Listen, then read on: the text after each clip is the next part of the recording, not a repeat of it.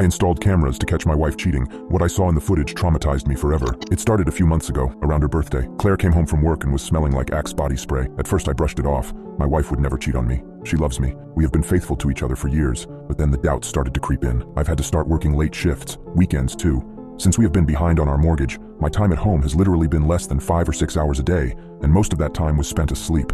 But she rarely complained. In fact, most of the time she seemed happier when I left. Then one day I tried to kiss her on her neck, and I saw a blemish there, as though someone else's lips had touched her skin.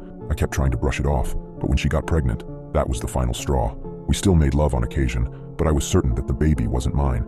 The timing of her pregnancy just didn't add up. That's when I made the mistake of confronting her head-on about it. Of course she denied. She yelled. She called me the bad guy. Typical cheater behavior. Worst of all, she got what she wanted. Insisted I start sleeping downstairs and saying that we needed a separation, maybe even a divorce. She was furious that I'd even think she would cheat on me, let alone get pregnant by another man. All I got out of it was desperation and depression. She insisted that she was still faithful to me, but all the signs were there. I just didn't have the proof to back it up. I couldn't wait 10 months for the baby to be born to find out if it was mine or not. I needed to know now. That's when I finally decided to contact my friend about it. What you need is a security system for your home, my buddy Chad said one night when I went to drink away my troubles. Wouldn't she realize what I was getting it for? I pointed out. So don't tell her. Wait until she is out of the house and make it discreet. You know, cameras in the smoke alarm, stuff like that, he said as he downed his whiskey. His half-brained scheme didn't sound that bad, and I knew that Claire had said she was going to spend the next few days at her mother's house to supposedly let things cool down between us. If I was going to get to the bottom of this, it was now or never. So that's what I did. As soon as I knew that she was gone, I contacted a local shop and had them come that afternoon. The technician didn't ask any questions, just put them exactly where I said that I wanted them, and even threw in one of those doll cams as an extra bonus. I gave it to Claire as a peace offering, saying that I was sorry for the accusations. Sounds stupid, I know. What are the chances she would even leave the doll around to let me listen in on her? But then, I know my wife. She is sweet and kind and loving, sure, but she is also very predictable. She put the stuffed doll exactly where I thought she would. I let a few more days pass, kept things amicable between us as I went to and from work.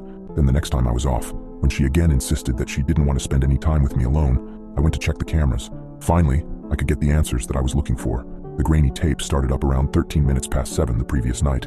That was about half an hour after I left for work, and I saw my wife sitting there on the bed, wearing nothing but a sheer robe staring up at the ceiling. At first I was puzzled over what she might be doing.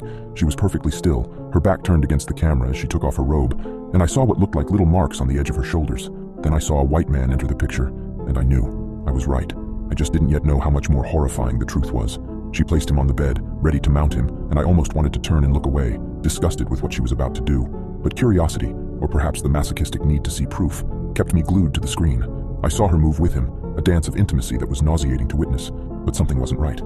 Her face, eerily enough, remained as neutral as if she were doing a mundane chore. Minutes felt like hours as I watched with rage. As I was about to stop the recording, she stealthily reached over to the bedside drawer. I watched in horror as she pulled out a gleaming knife and in one swift motion plunged it into the man's chest. Blood spurted out, staining the white sheets. The man gurgled and convulsed for a few moments before going still. My heart raced, my stomach churned. The woman I loved was a psychopath, performing a completely calculated and emotionless murder. What horrified me even more was the calm, cold manner she displayed afterward, wiping the knife on the sheet, cleaning up the mess, and disposing of the body as if it were second nature.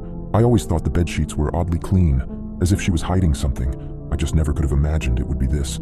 I felt a combination of disgust, hatred, and fear. The thought of confronting her was terrifying, but I also felt a burning need for revenge. In my distraught state, my thoughts become twisted and dark. What if she was now plotting to murder me too? I paused the footage, my mind racing. I knew what I had to do. Plans of revenge consumed me. What horrified me the most is how normal she acted over the next few days. That's why I felt no remorse in making my plans of revenge. We hadn't really spoken much since my cheating accusations, so I made the first move. "Hey babe," I said to her as we were watching TV. "I just wanted to say, I'm so sorry I ever even considered that you might be cheating on me. I've been a mess with work recently, and I think the stress got to my head. I really appreciate that, dear. I'm also sorry I've been so distant. The pregnancy is really messing with my hormones. I really want us to work this out for the child." "Date night?" I suggested suspiciously. She looked surprised but agreed, and after a beautiful candle-lit final meal at a steak restaurant, I knew this was finally my chance. We hurried home, both excited to get into bed, and I immediately started unbuttoning her, consumed by fear with the knowledge that there was a murder tool in my own bedside cabinet. When in bed, I produced handcuffs, telling her it was a game. Before she could react, I had her bound by the hands, mouth, and feet. My mind was a blur, consumed with anger and thoughts of the child she might be carrying, the offspring of that other man. My hands trembled, the sharp blade feeling heavy as lead in my back pocket, knowing exactly what was going to happen to her. I made the incision, the cold steel biting into her warm flesh. Every part of me screamed that this was wrong, but I was beyond reason. If my wife is carrying someone else's baby, that baby shouldn't be born. Blood began to seep, painting a crimson pattern on the pristine white sheets. It was a horrifying tableau, the remnants of a love lost and a mind unhinged. I delved deeper until I finally caught sight of the unborn child. Rage flooded my veins as I proceeded. She wasn't going to get an abortion for someone else's child. I would do it myself. I was controlled completely by my own lividity. I closed my eyes so as to not see my beautiful wife in agony, but I had to do this. It was the only way. I let out a sigh of relief, knowing that whoever's baby that was, he was no longer with us. That was until I finally opened my eyes, and the horrific realization struck me. The mangled child was dark-skinned, had my own nose, mirrored everything about me. The child was unmistakably mine.